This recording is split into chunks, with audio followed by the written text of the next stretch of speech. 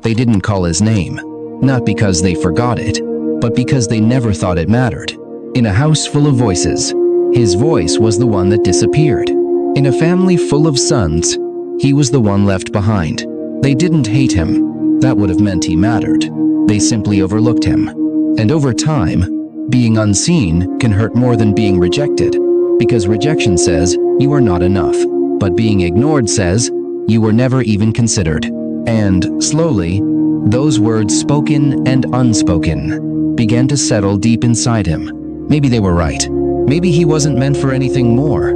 But what no one knew, what no one could see, was that God had already chosen him, not for something small, not for something safe, but for something that would shake a nation. David was not the strongest. If you lined up his brothers, you would immediately see the difference.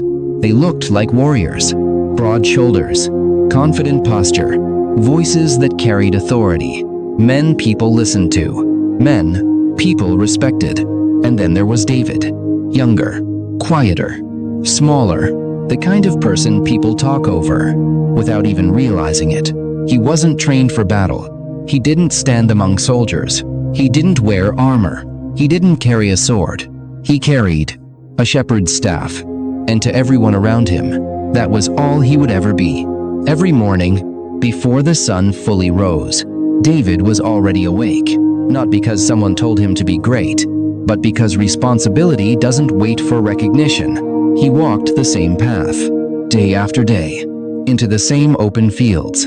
No applause, no audience, no one watching, just sheep, just wind, just silence. And silence can either break you or build you. But at that time, it was breaking him, because while he was out there, life was happening somewhere else. His brothers were inside, talking, laughing, being seen, being valued, being chosen.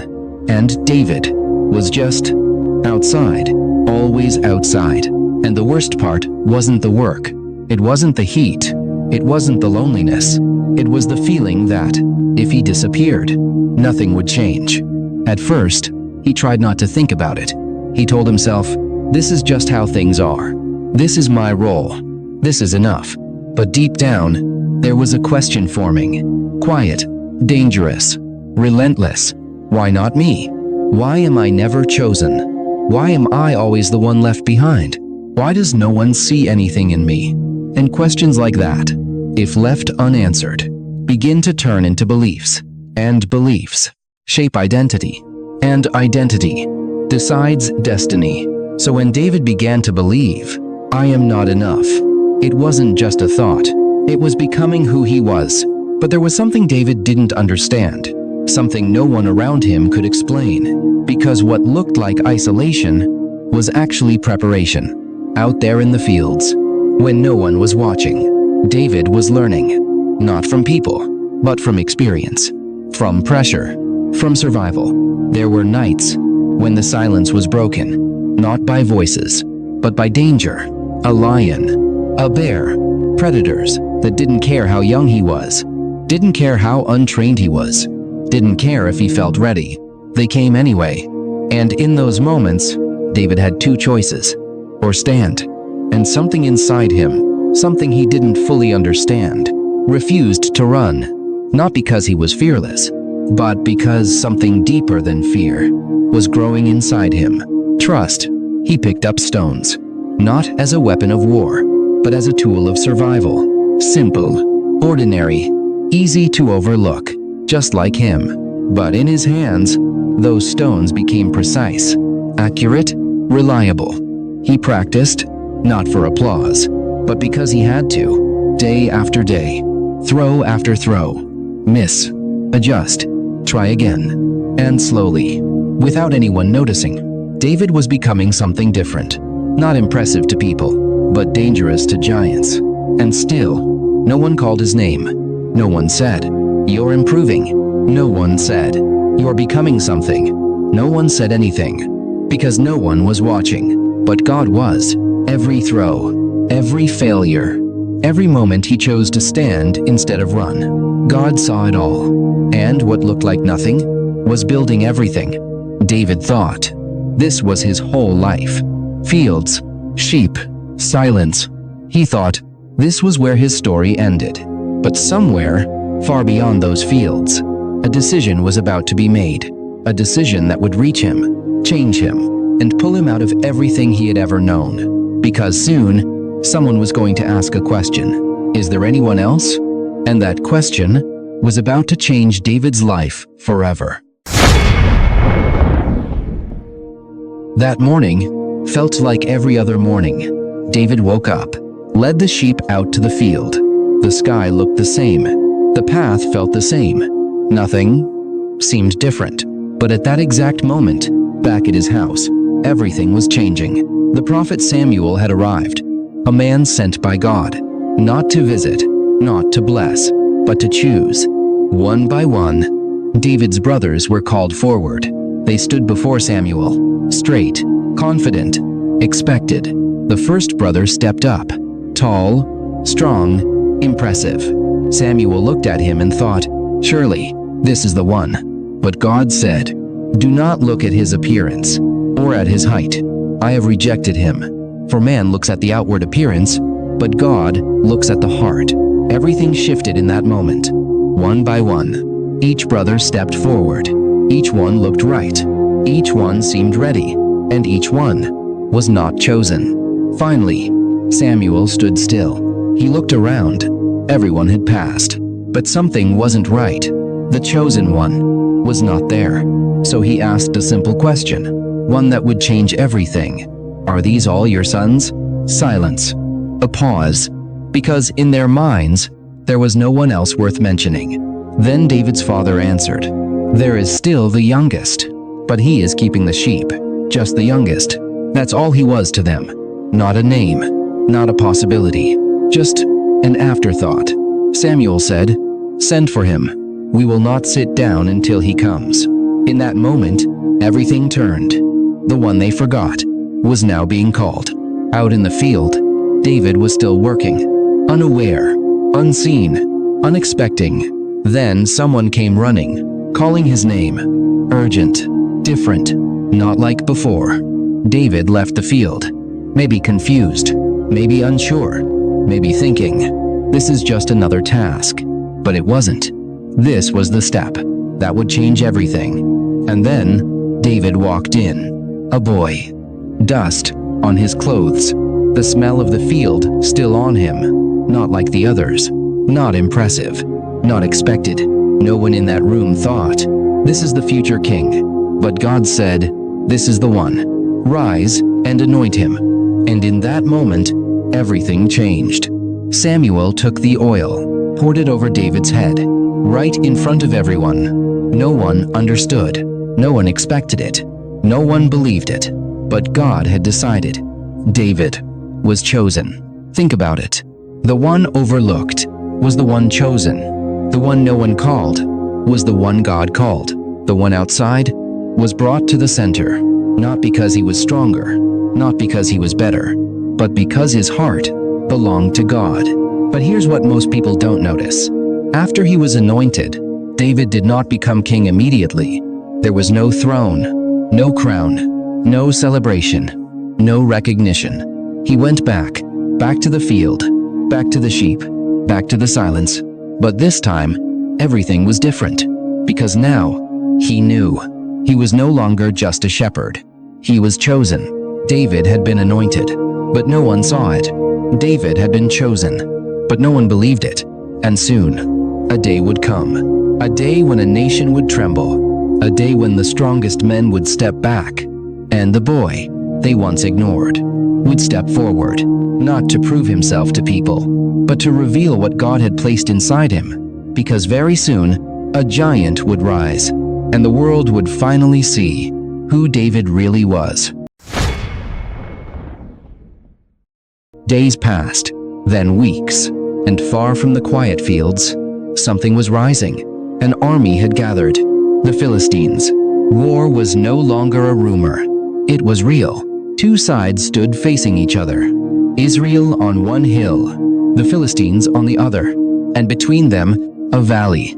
Silent, heavy, waiting. But the silence didn't last, because every morning and every evening, a voice broke through the air, loud, mocking, unshaken. A giant stepped forward. Goliath. He wasn't just tall, he was overwhelming. His armor, heavy. His presence, crushing. His voice carried across the valley like thunder. He didn't just challenge them, he humiliated them. Choose a man to fight me. If he wins, we will serve you. But if I win, you will serve us. Day after day, he stood there, waiting, calling, daring, and no one moved. Not the strongest, not the bravest, not even King Saul. Because this wasn't just a battle, this was fear, standing in human form. And Israel was paralyzed. Then, one day, David came, not as a soldier, not as a warrior, but as a messenger, sent by his father, to bring food, to check on his brothers. Nothing more. He walked into the camp and immediately felt it. The tension, the fear, the silence behind the noise. Then he heard it. That voice, Goliath, mocking, defying, and David stopped, confused, not afraid, just confused. Who is this? Why is no one answering him? Everyone else saw a giant. David saw something else. They saw size. He saw defiance against God. They saw power. He saw a problem that needed to be answered. And something inside him, the same thing that grew in the fields, rose again. Not anger, not pride, but conviction. A quiet, unshakable belief. This should not be happening. But when David spoke, people didn't listen. They questioned him. His own brother snapped at him. Why are you here? Go back to your sheep. You don't belong here. The same voice, just a different place. The same doubt, just louder. And for a moment, it was all there again. The past.